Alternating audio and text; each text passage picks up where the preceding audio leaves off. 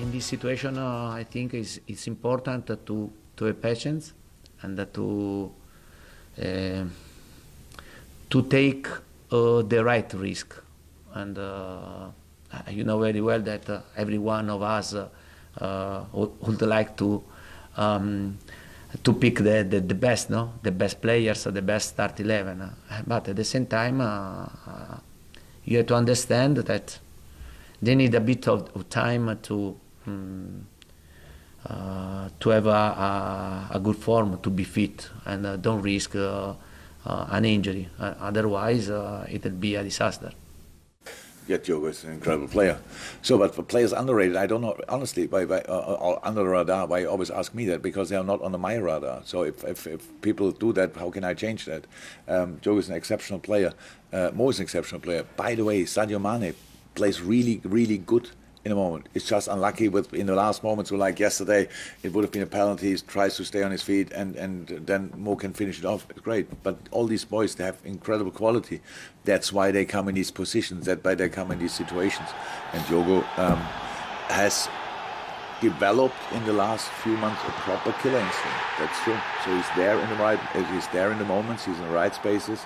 He brings himself in good positions. I think his link-up play, especially on his half left with Sadio, is exceptional. So I really like watching it, and he's still young, and there's still really a lot to come for him. But it's already good, so good for us. Well, that 3-1 victory over Newcastle in the Premier League for Liverpool was only last night. It's a quick turnaround, isn't it? 6 Premier League wins in a row that made it. Mario, what did you make of their performance? You know what the thing is, I like what Klopp said actually. When he says that his team is playing well and he wants them to keep going regardless of what's going on, because that's the rhythm that they're on right now. He wants to hold on to that. I like the way they play. I always said that, you know, like before I said, if there's any coach that people will say, who do you want to play for? Yeah, then it's someone like him, because he protects his team and makes you a better player. And whatever, I feel like he also allows you to show your creativity. And I think that is what a lot of the players, before what you see them do, they really enjoy it. They come out there, and you cannot achieve things without your coach supporting you. And I think that's what's really happening. Look at this, man. Come on, this guy, he's the answer to everything that I talked about. And then this strike. Come on, guys. I mean, I never hit it like that myself, but I can definitely tell you it feels good. Yeah, absolutely. It certainly was a brilliant goal. Despite going behind early on in the game, Rachel, was there ever any doubt that Liverpool would come back and win that match? No, none whatsoever. Newcastle have defended awfully pretty much all season, and even since Eddie Howe's come in, he's made a little bit of a difference, and you felt that he was moving in the right direction. That's still their vulnerability, simple as that. And when you got Liverpool in the stride that they're in and the momentum, they're clearly enjoying everything about playing for Liverpool. They've got the squad depth to be able to deal with, you know, whether it's injuries or COVID related issues. And it's becoming, you know, 2 teams are kind of rising to the top right now, and certain one of those in their stride, Liverpool, are beautiful to watch. Is that how it feels now, Rafa, after the last couple of weeks that Chelsea have had, that they've sort of dropped off a little bit and it's looking more like it's Man City and Liverpool for the title? Or is it way too early to even start talking about that, especially given the current climate we're in? Yeah, I wouldn't write Chelsea off just yet. I think they've had a little bit of a wobble, but only because their standards have been so high that a couple of draws feels like a massive setback, and because the others are so consistent. So I think Chelsea is still in it. But Liverpool and City have this sense of inevitability about them. You don't feel that they cannot win a game. I was at Anfield last night, and even though they went behind, I was just thinking, yeah, of course they're going to win. There was just a sense of they'll find a way. And they didn't even play all that well. They had a few moments where Klopp was very upset with the lack of concentration at the back, and Thiago had a couple of bad moments for him. But they have the rhythm, they have the flow, they have a very strong team, very few injuries, even with COVID. It's hard to see past them in City at the moment. And when they are the top goal scorers in the league and they've got this front three, even without Firmino fit, they're just unstoppable, aren't they? It is because, you know, they create fear for others that play against them. You know, like as a player, when you see the opponent is scoring so comfortably and you know you go on the field, already in the warm-up sometimes, you look at the players, you go like, oh, I'm facing them. So I think that's what they create. They're rising and they're feeling so comfortable. If you look at Mane is not even playing like Salah. Salah is the one that scored so many goals for them. But if you look at it, okay, that's why the crucial situation is going to be what's going to happen when the African nation comes. Because now it's going to be a change for them. And I want to see how Klopp is going to handle that situation, because now it becomes a team that is normally has so many firing forwards, but now you take them away. And now you need someone else to give the answer. How is that as a defender heading into a match when you know you're up against the best attack in the league?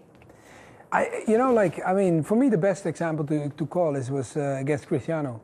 So it was kind of funny because, you ladies, like my mom would call me and say, like, one thing you promised me, don't let him have fun and don't let me see the game like he's having fun. So the thing is, when you come on, you just say to yourself, today is going to be my day. You stay as close as you can, knowing that he's so good. Because I think it's always will be a battle between ego and ego.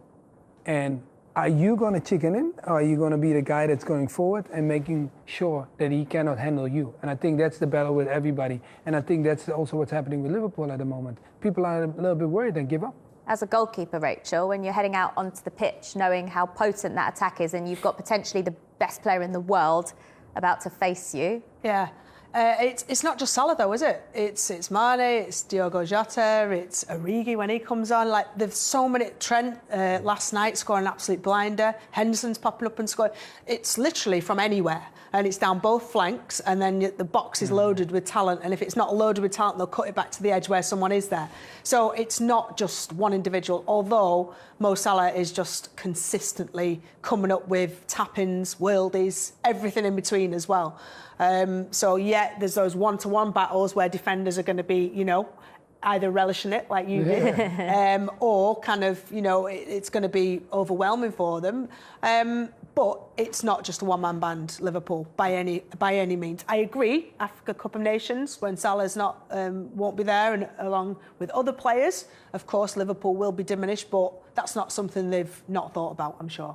Mm-hmm. It's really interesting, Rafa, because we all speak so highly of Mo Salah because we watch him week in, week out in the Premier League.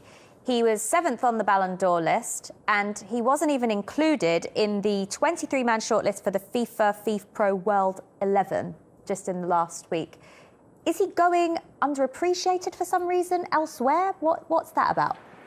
A little bit. I think he's been unlucky because all of these goals came at a point where the voting was already done. The voting finished in October. So I think it would have been a different situation if people see, this guy right now in December is definitely up there with the very best. I think he would have placed a lot higher.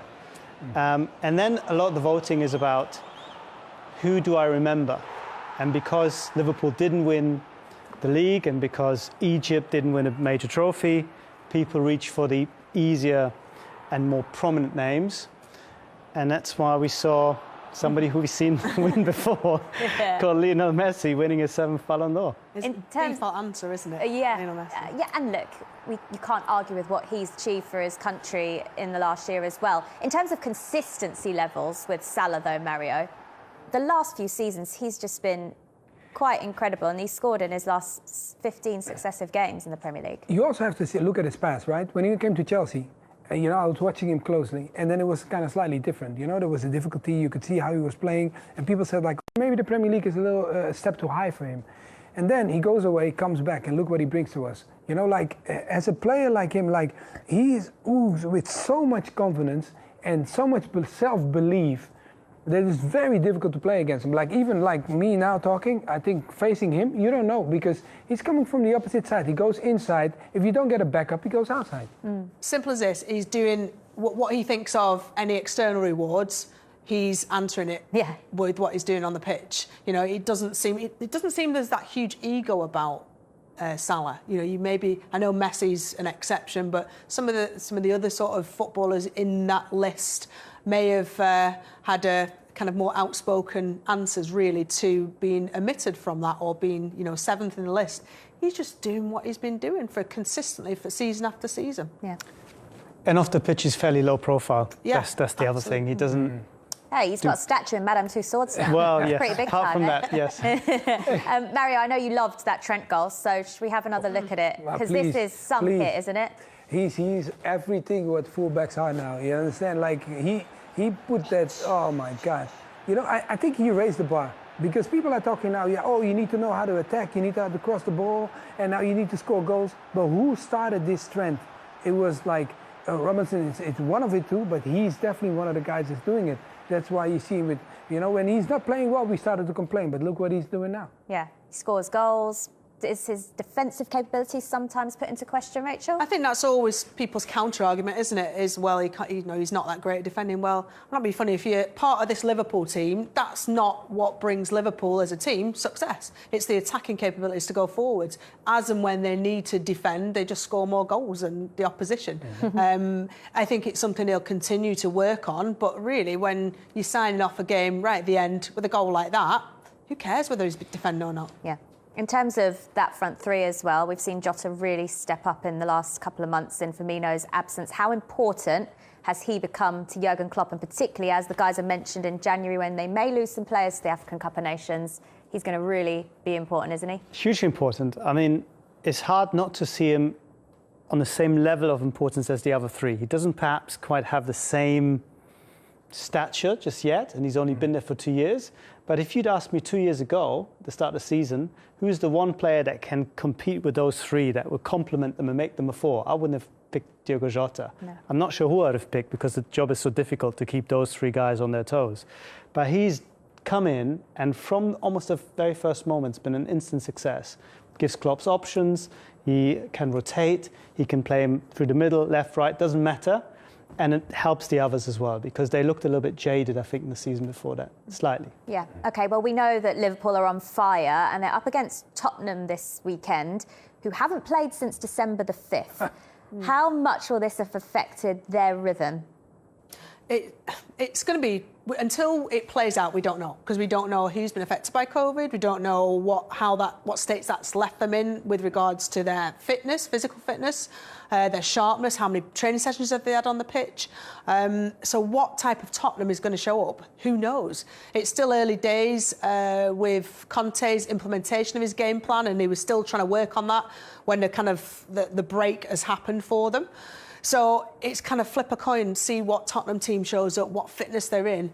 But I tell you what, going up against Liverpool, you need to be at full fitness, at full tilt, whoever you are. Yeah, it might not have been the game they wanted on their return, Mario, but what have you made of Antonio Conte's Spurs from what you've seen so far in the short time? Look, I saw Conte as a player, I saw him as a manager. There are no big differences in it, because he's always in control, you know, and that's why he's always so calm, because he's in control. When he stands in front of a group, you only have one choice: you either listen to me or you go away. He says that to you. But the thing now is that what Rachel already tapped into, the key thing is, how many games have they played while they were waiting? Because sometimes when you are training is one thing. You get better in training, but it's still the games that makes you get that rhythm that you need to play. And his team hasn't been able to play all the time. And I used to hate it. When I was waiting, like let's say they call a game off, especially it happened when you were an amateur more, but when you're pro, you don't have it that much. But when they call a game off, it's almost like you miss out on something.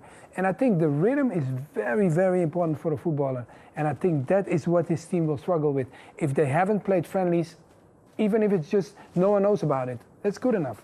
And I suppose momentum is probably most important for a goal scorer. Once you get one goal, you hope that it kicks you on. And with Harry Kane, we've not seen that yet. When will that happen? Difficult to say. I mean, not playing doesn't help. He can't score if he doesn't play. Trying to score goals. It used to be August, now it's December when he can't play. I think Harry Kane will benefit from the team being a lot more organised and knowing what they're doing. Under Nuno, there was a bit of confusion. I think he often ended up looking a little bit out of position, not quite sure, am I still a striker, am I number 10? It didn't seem to gel very much. And I think Conte, who has such clearly defined ideas, he will choreograph certain attacking moves. That's what he did with Italy. That's what he did with Chelsea as well. I think Harry Kane will benefit because everyone else will benefit around him. But to go back to your momentum bit, I think talking to Jurgen Klopp after the game last night, he was desperate to play the next game. He knew, we are in form, we have a decent side. Yes, we might get more cases until Sunday, but we have a strong team. Spurs will be the opposite. And I don't think that Antonio Conte will be desperate to play this game. And I think it's difficult to then motivate your players when they sense, even the coach probably feels this is not the ideal moment to face Liverpool. And when you look at those numbers, it's the worst record that Harry Kane has had in the Premier League after this many matches, Mario. That's not really what you want heading into the game either, is it? No, because you're going to have players now that are facing him. That normally, when you play against a Kane, you're worried about it because you have a striker against you. Whatever he strikes at, he hits that post. Every time he strikes, he hits that goal. Now he strikes next to the goal, over. You never see him doing that. You never see him like you're questioning his ability. I've never had a conversation regarding him of questioning how good he is. And now we are thinking like, ooh, what's happening? When is he coming back? What's going on? So I think he's going through the biggest test that he ever had in his career compared to what he normally is used to. And the answer is with himself. How much do you think confidence is affecting Harry Kane at the moment? I think we thought he was sort of unflappable and that he couldn't, nothing would affect his confidence because he showed up for England and played really well for England. And that all of how uncertain it was about where he was going to be at the start of this Premier League season, that wouldn't affect him. I think we underestimate as footballers what that does to you because it's not just about you, it's about your family as well and what's going to happen, where are they going to go. And so all of that has taken its toll. Whether this break is going to be a positive thing for Harry Kane, I do agree that Conte there'll be no grey areas as to how Spurs are going to play. And I think that will absolutely benefit Harry Kane in that build-up play. I was pitch side for the game against Brentford, Tottenham's game and there was no uncertainty as to what individuals' roles were because they were being barked at for every single movement. And choreographed, I think, is a really good description with the synchronised movements between Son, between Kane, between the skip just behind as well. All of those movements will be drilled into them. And whether they've had contact time with Conte and the players because of this COVID outbreak or whether it's been done in different ways, I think there'll be bits of paper, on computer screens that Conte will be drilling how he wants his players to be playing. Whether that's enough come match day against Liverpool, still not sure. Well, is it going to be enough moving forwards? Because actually, when you look at the Premier League table, if Tottenham win their 3 games in hand, believe it or not, they're only 3 points behind Chelsea if they win those 3 games. And obviously they have this tough one against Liverpool to begin with. If they do, yes. But I still think that Antonio Conte looks at this team and think we can do with a couple of additions. It's a little bit lightweight in certain areas. I need to get more out of these players. I think there is still not a fully formed top forward side here. What areas do you think particularly? I think everywhere. I think you look through the 11 and you don't have players who are quite at the level that can mix it up with the best. I mean, we've had a Spurs team now, we were a little bit spoiled by them under Mauricio Pochettino, where the dialogue or the narrative was, can they win a trophy? Because they were finishing second, they were finishing third. And now this is a Spurs team that's trying to get back into the Champions League and has been pretty far off the last couple of years. And I think that is reflected in the squad. They haven't had the opportunity to buy Champions League players because they haven't been in the Champions League. Do you think Tottenham can get a Champions League place this year? When you see, we've talked so much about the top 3 being Chelsea, Man City and Liverpool, and that 4th place being up for grabs. West Ham have just faltered slightly. Manchester United, we're not really sure what we're going to see under Ralph Rangnick. Arsenal are up there now. Can you see Tottenham fighting for it? Yes. Why I say that? I understand what Rafa says. It's like we've been waiting for that moment, right? Season been going after season. But I think also they did the first move, and that's what I believe in. Knowing Conte, the way he is as a coach, I think they made that move already. So that move is already done. Because I felt like they had a team that no one could control. Like after Pochettino, there was like, who's going to control? Who's really going to say, this is how we're going to do it? And I felt like that was really questionable at that side. Now, I feel they have that in place, but the only thing is they're waiting so long to play. And waiting so long to play, there comes a timing. The timing now facing Liverpool, it's the timing when Liverpool is at its best. Have they faced him 2 months ago? Liverpool was looking for something else. They were like, oh, can I get my rhythm back? So now it's like it's a whole different rhythm. So now the only answer he will have now, if he beats Liverpool, believe me, this will give him momentum. But if he doesn't? Yeah, the one thing we will say, though, is that upset of rhythm can happen to any team at any time in the situation we're in. Where can you see that top four heading? Can you see Tottenham pushing for it? Well, just to go back, rhythm or no rhythm, I'd have backed Liverpool this season every single time. You look at the squads, comparative squads. I do think bringing Conte in absolutely was the best thing that Spurs could have done because it just wasn't working under Nuno. You're right, it can happen to any team at any point, and you know, bar any change in scheduling, then you know, Kobe can raise its head anywhere at all. Yeah. Okay, well, just a bit of news to bring you about a former Tottenham player, Christian Eriksen. Inter Milan have released a statement saying they've agreed to allow him to leave the club. We're yet to hear from Christian Eriksen himself, but Rafa, what do you think this says about his future? Well, it's very sad, really. It's sad that he can't continue at Inter. I think they have very strong regulations of what kind of condition you have to be in to be allowed to play for Serie A, and if there is something with heart problems, then I don't think they allow you to play with a pacemaker and this sort of stuff, and it might be easier for him to play somewhere else. But first of all, I think the first reaction is hopefully he's totally fine, totally recovered, and I'm sad I'm not seeing him play for Inter anymore. Yeah, absolutely. Well said.